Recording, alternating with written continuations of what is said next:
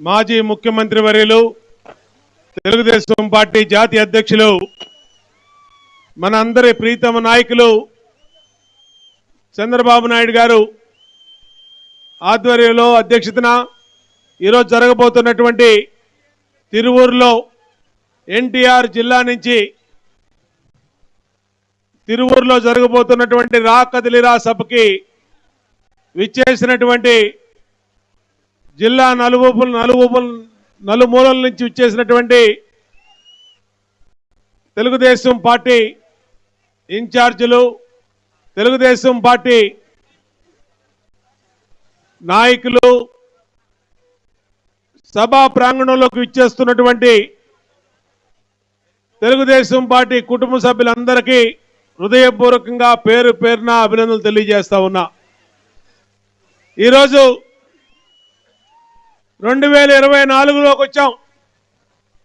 జనవరి 5 నుంచి మన జాతీయ అధ్యక్షులు చంద్రబాబు నాయుడు గారు మొన్ననే కనిగిరిలో 5వ తారీఖు నాడు సభ నిర్వహిస్తే లక్షల మంది ఆ సభకు ఇచ్చేసి ఎప్పుడు ఎన్నికలు వస్తాయా, ఎప్పుడు ఈ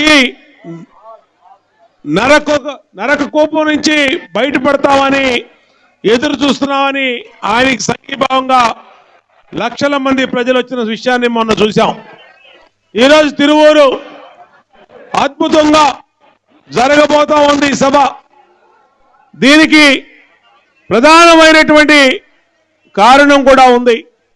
5 సంవత్సరాల జగన్మోహన్ రెడ్డి అంతులేని అవినీతిలో ఈ రాష్ట్రంలోని బడుగు వర్గాలు, పేద వర్గాలు, మహిళలు, బలహీన వర్గాలందరూ కూడా తమ జీవితాలు, కుటుంబాలు తల్లకిందులైపోయినటువంటి పరిస్థితి చూశారు. ఒక్క ఛాన్స్ ఇవ్వండి, మీ జీవితాల్లో బ్రహ్మాండంగా మార్పు తీసుకొస్తానని ఆ రోజు ఎన్నికల ముందు పాదయాత్ర చేసినటువంటి జగన్మోహన్ రెడ్డి ఊరూరా 700 పైన వాగ్దానాలు ఇచ్చి ఈరోజు రాష్ట్రాన్ని అప్పుల కుప్పగా మార్చి ప్రతి కుటుంబం మీద కూడా అప్పుల్లో ముంచేసినటువంటి వ్యక్తి జగన్మోహన్ రెడ్డి. ఈరోజు వైఎస్ఆర్ కాంగ్రెస్ పార్టీ జగన్మోహన్ రెడ్డి పరిపాలనలో నిత్యావసర సరుకులన్నీ ఆకాశాన్ని దాటి చుక్కలు చూపిస్తా ఉన్నాయి. కరెంటు బిల్లులేమి కానీ, చెత్త పన్నులే కానీ, ఇంటి పన్నులే కానీ, ఒకటి కాదు ప్రజల మీద అనేక రూపాల్లో భారాలేశాడు జగన్మోహన్ రెడ్డి. మరి ఈ డబ్బులన్నీ ఏమైనాయి? ఇవాళ ప్రజలు కడుతున్నటువంటి పన్నులు తెలుగుదేశం ప్రభుత్వంలో కన్నా 400 రెట్లు పెరిగినాయి.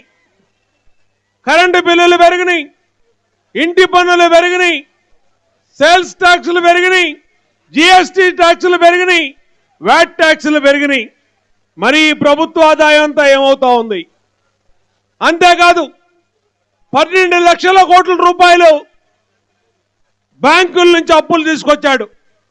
ఈ అప్పులని, డబ్బులని ఏమైపోయినాయంటే ఎక్కడా లెక్కలు లేవని మాట్లాడుతూ ఉన్నాడు. ఈ రోజున 12 లక్షల కోట్ల అప్పులు ఏమైనాయి? ప్రజల నుంచి బాధుడని బాధినటువంటి పన్నులు ఏమైనాయి? డబ్బులు ఏమైపోయినాయి అంటే ఎక్కడా కూడా జవాబు లేదు. ఒకవైపు తెలుగుదేశం ప్రభుత్వంలో ఇచ్చినటువంటి ఉచిత ఇసుకని మాఫియా చేశాడు. ఆ రోజు చంద్రబాబు నాయుడు గారు భవన నిర్మాణ రంగాన్ని ప్రోత్సహించడం కోసం తెలుగుదేశం ప్రభుత్వంలో సహజ సిద్ధంగా ప్రకృతి ఇచ్చినటువంటి ఇసుకని ఎవరికి కావాలంటే వాళ్ళు తీసుకెళ్ళమన్నారు, ఉచితంగా పట్టుకెళ్ళమన్నారు. ట్రాక్టర్కి 500, 300 ఆ రోజు కిరాయి ఇచ్చి ఇసుకని తెచ్చుకునేవాళ్ళు కావాల్సినటువంటి ఇసుకని. దాన్ని ఇవాళ 3,000 రూపాయలు ఇసుక ట్రాక్టర్ చేశాడు, 15,000 రూపాయలు ఇసుక లారీని చేశాడు. పక్క రాష్ట్రాలకి ఇసుకని మాఫియా ద్వారా ఈ వైసీపీ నాయకులు దోచుకొని వేల కోట్ల రూపాయల్ని ఇవాళ ప్రభుత్వ ఆస్తిని, ప్రజల ఆస్తిని దోచుకున్నారనే విషయాన్ని సందర్భంగా తెలియజేస్తా ఉన్నాం.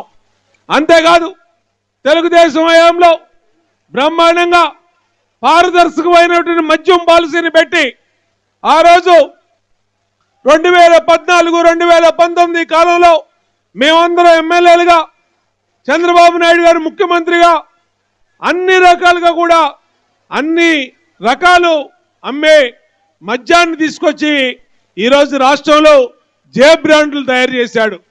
ప్రతి డిస్టిలరీ కూడా వైసీపీ నాయకులు రన్ చేస్తా ఉన్నారు. 40 రూపాయలు 50 రూపాయలు ఉన్నటువంటి మద్యం క్వార్టర్ బాటిల్ని ఇవాళ 200 రూపాయలు 250 రూపాయలు చేసి ఈరోజు దాదాపు 60,000 కోట్లు ఒక మద్యంలోనే దోచుకున్నాడు ఈ జగన్మోహన్ రెడ్డి అని సందర్భంగా గుర్తు చేస్తా ఉన్నా. ఇష్టారీతిన పన్నులు పెంచారు, నిత్యావసర సరుకులు పెంచారు, ఉప్పులు, పప్పులు, పాలు, పెరుగు, నూనెలు, గ్యాస్ బండ్లు ఇవాళ ప్రజలు కొనలేనటువంటి స్థితిలో ఈరోజు జనసేన, తెలుగుదేశం అధినేతలు అటు పవన్ కళ్యాణ్ గారు కానీ ఇటు చంద్రబాబు నాయుడు గారు కానీ పూర్తిగా ఆలోచన చేశారు. ఈ చిరిగిపోయినటువంటి పేదల్ని మళ్ళా ఏ విధంగా వాళ్ళకి ధైర్యాన్ని ఇవ్వాలి, వాళ్ళకి భవిష్యత్తునివ్వాలి, వాళ్ళకి భద్రతనివ్వాలి, వాళ్ళకి భరోసాని ఇవ్వాలనే ఉద్దేశంతో పవన్ కళ్యాణ్ గారు కానీ చంద్రబాబు నాయుడు గారు కానీ అన్ని రకాలుగా ఆలోచన చేసి తొలి మేనిఫెస్టో సూపర్ 6ని ఈ రోజున ఇవ్వటం కూడా జరిగింది. అందుకనే విజ్ఞప్తి చేస్తా ఉన్నాం. 2024 ఇవాళ ప్రారంభంలో ఉన్నాం. జనవరి 7వ తారీఖు నాడు ఈ సంవత్సరం చాలా కీలకమైంది. ఒక్క ఛాన్స్ అని మన జీవితాలను చిదిమేసినటువంటి జగన్మోహన్ రెడ్డికి బుద్ధి చెప్పాలా, మళ్ళీ మనకి మేలు చేసే విధంగా, మళ్ళీ మనకి ఆదుకునే విధంగా, మళ్ళీ మనకి స్వర్ణయుగం లాంటి జనసేన తెలుగుదేశం కూటమిని అందరూ ఆశీర్వదించాలని కోరుకుంటూ ఈరోజు ఎన్టీఆర్ జిల్లాలో మొదటి సభ జరగబోతా ఉంది చంద్రబాబు నాయుడు గారిది. అందరం కూడా సభ అయ్యే వరకు కూడా మరి మన అధినేతలు అందరూ కూడా జనసేన నాయకులు కూడా ఇచ్చేశారు. అందరూ చెప్పేదన్నీ కూడా విని రాబోయే ఎన్నికలు మన భవిష్యత్తును నిర్దేశించి 5 సంవత్సరాల పాటు మనల్ని పరిపాలించే ఎన్నికలు కాబట్టి అందరం కూడా సరైన నిర్ణయం తీసుకొని జనసేన తెలుగుదేశం పార్టీ అభ్యర్థుల్ని గెలిపిస్తారని కోరుకుంటూ అందరికీ నమస్కారాలు తెలియజేస్తూ సెలవు తీసుకుంటా ఉన్నా. ధన్యవాదాలు పాండవమ్మ గారు. అదేవిధంగా ప్రాంగణంలో బయట వాళ్ళంతా లోపలికి రావాలి.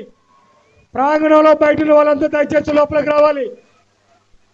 అందరూ కూడా లోపలికి రావాలి దయచేసి.